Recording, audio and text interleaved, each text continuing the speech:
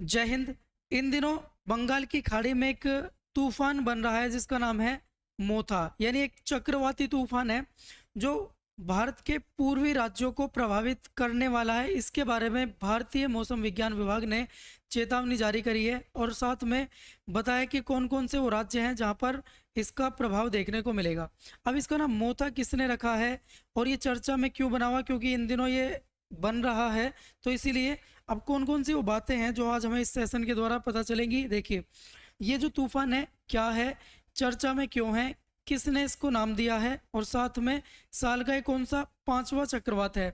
तो चक्रवाती तूफान है। अब ये चक्रवाती तूफान आते क्यों हैं, इन सब के बारे में आज हम बात करेंगे, तो सेशन में आप अंत तक बने रहे। देखिए, बात करते हैं।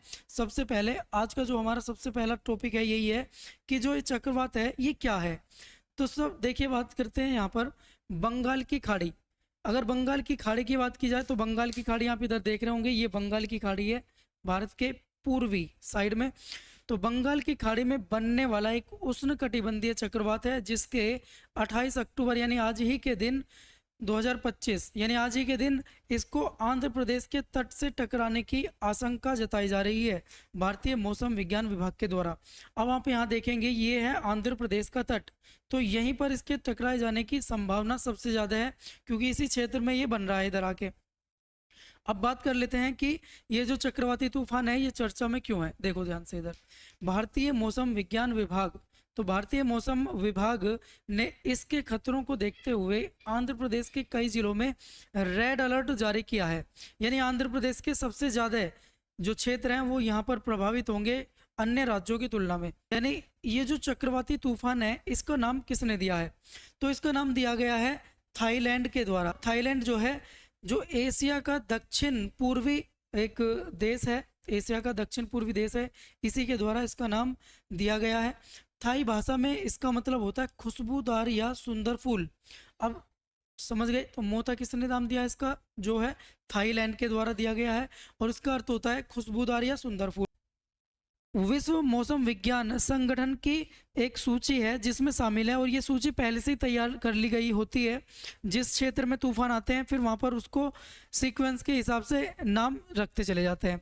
अब ये जो चक्रवात है, अब ये बनते क्यों हैं, सबसे पहले इसकी बात कर लेते हैं। देखिए, अब ये बंगाल की खाड़ी में बन रहा है। एक बार यहीं पर आते हैं वापस बंगाल की खाड़ी में। देखिए इधर, तो ये है बंगाल की खाड़ी। जब बंगाल की खाड़ी है यहाँ, तो यहाँ का जो तापमान है, सॉरी, तो यहाँ का जब तापमान कितना हो जाए 26.5 डिग्री या फिर 26.5 डिग्री सेल्सियस या कह सकते हैं 27 डिग्री सेल्सियस, इससे अधिक हो जाता है तो यहाँ के क्या होता है, यहाँ की जो हवाएं हैं वो ऊपर उठने लगती हैं वाष्पों को लेकर। तो जब वहाँ की हवाएं जो है ऊपर उठने लगती हैं तो ये वाला क्षेत्र क्या हो जाता है, खाली, हवाएं यहाँ पे कम हो जाती हैं, हवाओं का दबाव कम हो जाता है, तो आसपास की ठंडी हवाएं इस क्षेत्र को भरने के लिए आने लगती है। तो इस वजह से यहाँ पर ये हवाएं जो हैं घूमने लगती हैं। अब क्योंकि यहाँ पे हवाएं घूमने लगेंगी तो एक बवंडर का रूप ले लेती है, एक बड़ा बहुत बड़े विस्तृत क्षेत्र में ये बवंडर बनने लगता है, तो इसी को कहते हैं साइक्लोन। ठीक है, अब ये साइक्लोन जो है भारत में इनको कहते हैं उष्ण कटिबंधीय चक्रवात, जिनका नाम होता है क्या, अब अलग अलग नाम से, क्योंकि नाम रखने की लिस्ट है और नाम जो है पहले से ही तय हो जाते हैं कि कौन सा नाम रखा जाएगा। ठीक है, ये वाला जो नाम था ये थाईलैंड के द्वारा दिया गया था। ठीक है भैया, तो इसके बाद आज का ये जो हमारा सेशन था, अब इसमें जो लास्ट पॉइंट था देखो ध्यान से, यानी ये जो साल का पांचवा चक्रवात है, आप सिर्फ इतना याद रखेंगे कि कौन से नंबर का, इससे पहले 4 चक्रवात आ चुके हैं, साल का 5वें नंबर का चक्रवात है। अब बात कर लेते हैं। देखिए भैया, भारतीय मौसम विज्ञान विभाग ने आज एक प्रेस विज्ञप्ति की है जिसमें क्या बताया गया है, आप ध्यान से देखेंगे।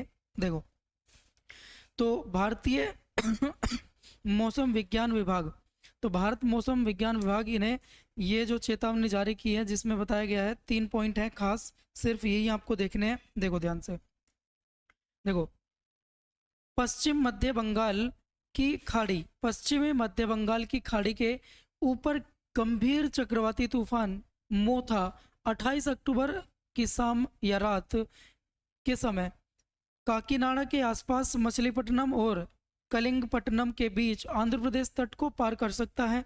जो अधिकतम निरंतर हवा की गति हो सकती है इसमें कितनी, 90 से 100 किलोमीटर प्रति घंटा से जो बढ़ सकती है कहाँ तक, 110 किलोमीटर प्रति घंटा।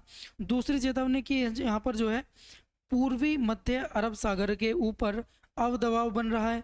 उपरोक्त प्रणालियों के प्रभाव में 28 अक्टूबर को कौन कौन से तट पे, आंध्र प्रदेश के रायसीमा, तेलंगाना और दक्षिणी छत्तीसगढ़ में 28 और 29 अक्टूबर को ओडिशा में अलग अलग स्थानों पर बहुत अधिक यानी अत्यधिक बारिश होने की संभावना है। तो ये सभी जो है चेतावनी जारी की गई है। तो ये पूरी एक पीडीएफ है, आप देख सकते हैं भारतीय मौसम विज्ञान विभाग की वेबसाइट पर जा करके। तो ये सभी आपको देखने को मिलेगा, आप डिटेल में इसको पढ़ सकते हैं। ठीक है भैया, तो आज के लिए इतना ही था। कैसा लगा हमारा सेशन, अगर अच्छा लगे तो एक बार थम्स अप करके बताएंगे। चलिए फिर मिलते हैं किसी नेक्स्ट टॉपिक के साथ। जय हिंद।